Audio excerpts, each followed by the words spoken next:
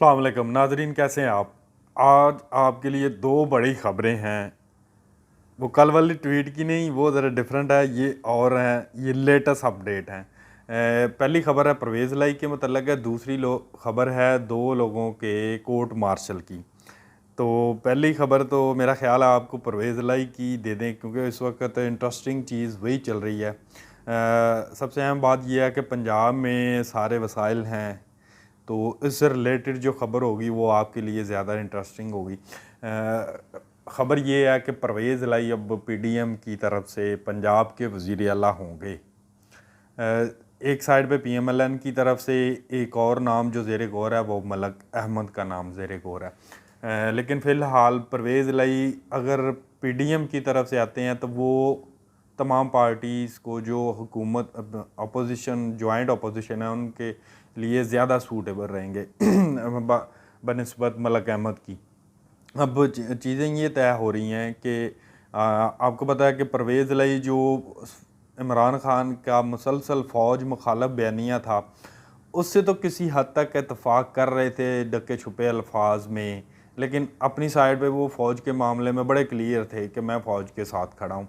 क्योंकि इमरान खान की पार्टी जो थी वो एंटी इस्टेब्लिशमेंट की आखिरी सतह को छू चुकी थी। इसके बावजूद भी परवेज़ लाई ने किसी हद तक साथ दिया, लेकिन जब परवेज़ लाई को पता चल गया कि इमरान खान का जो लॉन्ग मार्च है वो टोटली ही पिंडी के ख़िलाफ़ है, तो उन्होंने साथ ही अपने बेटे को भेज दिया, जाओ भैया आप ज़रा यूरोप की सैर करके आओ। तो अभी तक मुन्नस जो हैं वो पाकिस्तान वापस नहीं आए, वो स्टिल इन्जॉय कर रहे हैं। तो अब सूरत हाल ये है कि इमरान खान ने जैसे ही पंजाब और केपी की असम्बली तहलील करने का फ़ैसला किया है, ये कुछ मामला परवेज़ लाई को हज़म नहीं हुआ। परवेज़ लाई चाह रहे थे कि अपना जो जमहूरी सेटअप है ना, वो अपना टेन्योर मुकम्मल करें। लेकिन यहाँ आके थोड़ा सा मामला गड़बड़ हो गया इमरान खान की तरफ से। तो परवेज़ लाई को 20 साल बाद पंजाब में वजारत आला मिली थी, तो वो नहीं कहीं कभी भी नहीं चाहेंगे कि उनको जो चांस मिला है लकीली, वो पंजाबी दी मिसाल है 20 साल बाद रूड़ी दी भी सुनी जाती है, परवेज़ लाई दी सुनी गई सी बेसिकली। तो अब परवेज़ लाई नहीं चाहते कि मैं ये चांस मिस करूं कि अगले 7-8 माह तक मज़ीद सीएम का स्टेटस एंजॉय करूं। तो अब इमरान खान ने जो कार्ड खेला था, अब इमरान खान के अपने ही गले पड़ चुका है, क्योंकि इसमें बहुत सारे आइनी और कानूनी जो पेचीदगियाँ हैं वो असम्बलियाँ तहलील करने के मामले में इमरान खान के सामने आ गई है। ये नहीं है कि एक महमूद खान और परवेज़ लाई एक एक समरी जारी करेंगे, नोटिफिकेशन जारी करेंगे और दोनों असम्बलियाँ तहलील हो जाएंगी, ऐसा बिल्कुल नहीं है। इनका एक बड़ा लंबा चौड़ा प्रोसीजर है, मैं आपको ये पिछले वीलॉग में भी बता चुका हूँ। ये कम से कम 1.5 से 2 माह लगेंगे इस पर। फिर इलेक्शन कमीशन ने भी कह दिया आप तोड़ो असम्बलियाँ, हम इलेक्शन करवा देंगे। अब ये चीज़ें भी इमरान खान के गले पड़ गई हैं। दूसरी साइड पे एक जो सबसे अहम तरीन पॉइंट है वो ये है कि पंजाब असम्बली में इस वक्त पीएमएलएन के 18 जो एमपीएज़ हैं उनकी रुकनीत सस्पेंड है। इनमें उज़्मा बुखारी भी शामिल है जो पंजाब की तर्जमान है पीएमएलएन की। तो ये केस लाहौर हाई कोर्ट में चल रहा है, वो मेरा ख्याल है वो रिस्टोर कर देगी लाहौर हाई कोर्ट, आज या कल कर देंगे, मामला ये सॉर्ट आउट हो जाएगा। ये सबसे बड़ी रुकावट थी। अब परवेज़ लाई के ख़िलाफ़ अदम एतमाद आएगी और जो पंजाब के पीएमएलएन-क्यू के एमपी हैं काफ लीग के, वो अब परवेज़ लाई को वोट नहीं देंगे और परवेज़ लाई अपनी अक्सरियत खो देंगे। और उसके बाद वज़ीर आला का नया कैंडिडेट होगा। पीएमएलएन को अपने 18 लोगों की चाहे ज़रूरत ना भी पड़े तो परवेज़ लाई उनकी तरफ से वज़ीर आला हुए तो ऑब्वियसली परवेज़ लाई दोबारा फिर वज़ीर आला बन जाएंगे। इस वक्त मामला बड़ा ना ख़तरनाक हद तक पहुंच चुका है। परवेज़ लाई की आज इमरान खान से भी मुलाकात है। परवेज़ खटक से 2 दिन पहले जो मुलाकात हुई थी उसमें परवेज़ लाई ने तो वाज़ेह कह दिया था कि हम असम्बलियाँ तहलील नहीं करेंगे। आप इमरान खान को कहें कि ये वाला स्टांस जो है इससे अब वापस आ जाएं। ये अगर आप सिस्टम से आउट हो गए तो फिर आपको दोबारा एंट्री की कभी इजाज़त नहीं मिल सकेगी। आप पहले ही कौमी असम्बली से बाहर निकल आए हैं, अगर अब पंजाब और KPK से भी बाहर निकल गए तो फिर आप सारी उम्र सड़कों पे रहेंगे। अब देखें आज मुलाकात होनी है, वो इमरान खान नाई क्या बीन बजाता है। दूसरी जो अहम तरीन ख़बर है वो ये है कि जनरल फैज़ हमीद और जनरल ज़हीरुल इस्लाम, ये दोनों DGISI थे, इनका मेरे ज़राए के मुताबिक अब कोर्ट मार्शल होगा अनकरीब। कोर्ट मार्शल का जो डिमांड थी ये नवाज शरीफ ने की थी इसी साल के फरवरी के दूसरे हफ्ते में। आपको मैं थोड़ा सा इसका बैकग्राउंड बता देता हूँ।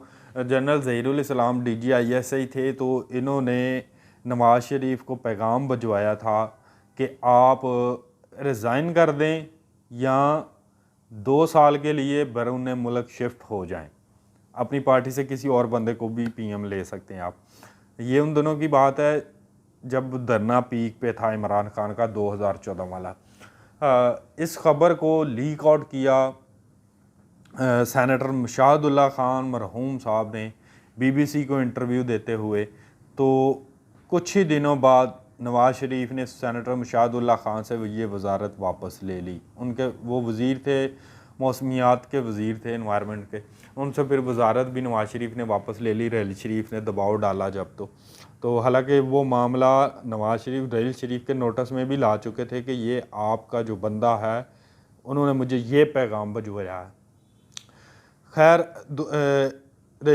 बेसिकली ये जुर्म है ज़हीरुल इस्लाम का। दूसरे नंबर पे फैज़ हमीद का सबसे पहला जो जुर्म था वो है फैज़ाबाद धरने में लोगों को पैसे तकसीम करना, और वो जो आज भी इल्ज़ाम लगता है और जो फ़ैसला आया है जस्टिस फाइज़ ईसा का, सुप्रीम कोर्ट ने जो फ़ैसला दिया था 2017 का, धरना करवाने वाले लोगों के ख़िलाफ़ एक्शन लिया जाए, जो गैर सियासी हैं वो उनकी कैसे ज़रूरत हो सकती है सियासी मामलात में इंटरफेरेंस की।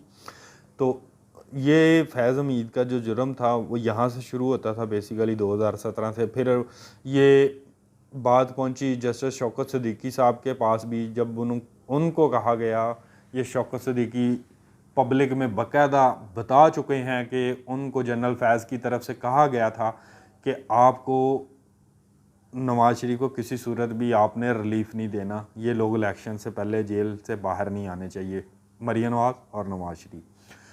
इस केस की इसी जस्टिस शौकत की स्पीच की बुनियाद पे मरियम नवाज ने भी, आपको याद होगा, एक अजाफी दरख्वास्त भी दी थी इस्लामाबाद हाई कोर्ट में। ये मामला भी फिर डिस्कस हुआ कोर्ट में। ये 2 लोगों के जराइम हैं, ये मैं मुख्तसर इनके बड़े जो जराइम हैं ना मैंने वो बताए हैं, बाकी सारी तफसीलात तो आप लोगों को भी पता होगा। तो अब फैज़ हमीद और ज़हीरुल इस्लाम का कोर्ट मार्शल होगा। इसका मतलब ये होगा कि फ़ौज अब पब्लिक में अपना एक अच्छा इमेज शो करेगी कि हमने जो अपने अदारे में जो लोग गैर आइनी कामों में मुलव्वस पाए गए थे, हमने उनको सज़ा दी है। तो ये फ़ौज का पब्लिक में अपना एक इमेज बिल्ड करने के लिए, अच्छा तासर पैदा करने के लिए ये पहला स्टेप होगा।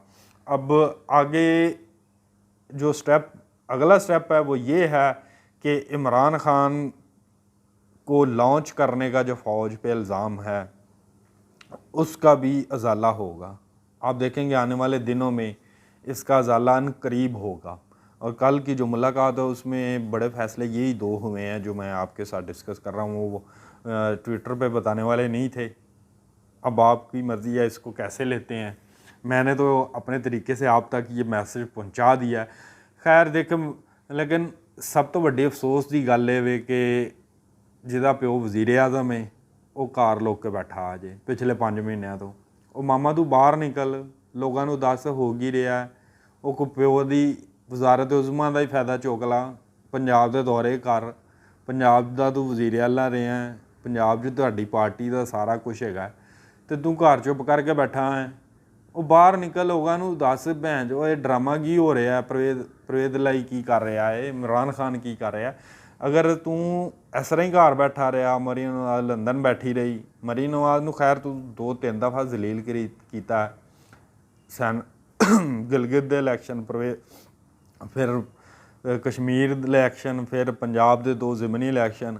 ਮਰੀਨ ਨਵਾਜ਼ ਨੇ ਠੇਕਾ ਲਿਆ ਜ਼ਲੀਲ ਹੋਣ ਦਾ, ਉਹ ਜ਼ਲੀਲ ਵੀ ਹੋਵੇ, ਗਾਲਾਂ ਵੀ ਖਾਵੇ, ਸਾਰਾ ਦਿਨ ਕੰਪੇਨ ਵੀ ਆਪਣੇ ਖਿਲਾਫ ਚਲਾਵੇ, ਅਤੇ ਜਦੋਂ ਵਜ਼ੀਰ ਆਲਾ ਬਣਨ ਦੀ ਆਵੇ ਤਾਂ ਹਮਜ਼ਾ ਸ਼ਹਬਾਜ਼ ਨੂੰ ਲਿਆ ਕੇ ਸਾਹਮਣੇ ਬਿਠਾ ਦਿਓ। ਜਨਾਬ ਬਾਹਰ ਨਿਕਲੋ, ਤੁਹਾਡੇ ਨਾਲ ਤਾਂ ਫਿਰ ਮੁਨਸ ਲਈ ਚੰਗਾ 10 ਸੀਟਾਂ ਲੈ ਕੇ ਉਹ ਵਜ਼ਾਰਤ ਅਜ਼ਮਾ ਇੰਜੋਏ ਕਰ ਰਿਹਾ, ਅਤੇ ਤੁਸੀਂ 178 ਸੀਟਾਂ ਲੈ ਕੇ ਤੇ ਘਰ ਲੋਕ ਕੇ ਬੈਠੇ ਹੋਏ ਜੇ। ਤੁਹਾਡੇ 5 ਮੈਂਬਰ ਪਹਿਲੇ ਮੁਅੱਤਲ ਹੋਏ, ਤੁਸੀਂ ਬਾਹਰ ਨਹੀਂ ਨਿਕਲੇ। ਹੁਣ ਤੁਹਾਡੇ 18 ਬੰਦੇ ਮੁਅੱਤਲ ਕੀਤੇ ਨੇ। ਸਬਤੈਨ ਖਾਨ ਨੇ, ਤੁਸੀਂ ਫਿਰ ਵੀ ਨਹੀਂ ਬਾਹਰ ਨਿਕਲਦੇ। ਜਿੱਦਣ ਦੀ ਤੁਹਾਡੇ ਕੋਲ ਵਜ਼ਾਰਤ ਆਲਾ ਗਈ, ਤੁਸੀਂ ਡਰਦੇ ਪੰਜਾਬ ਸੰਭਲੀ ਨਹੀਂ ਵੜਨ ਦਾ।